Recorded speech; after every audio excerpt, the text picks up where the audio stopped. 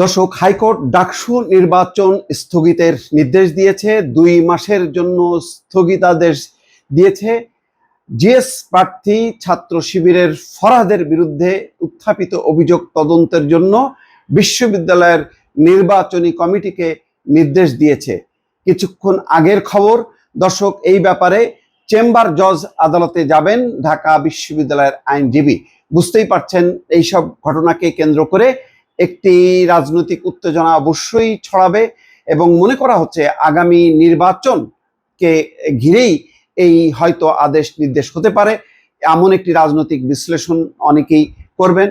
মনে করা হতে পারে যে জাতীয় নির্বাচন প্রভাবিত হতে পারে, সেখানে এমন কিছু অনাকাঙ্ক্ষিত ঘটনা ঘটতে পারে ডাকসু নির্বাচনে, যার ফলে জাতীয় নির্বাচনে এর প্রভাব পড়তে পারে।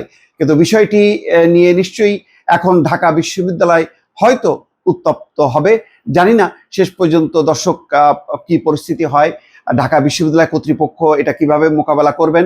কিন্তু হাইকোর্ট এই কিছুক্ষণ আগে ডাকসু নির্বাচনের উপরই স্থগিতাদেশ দিয়েছে।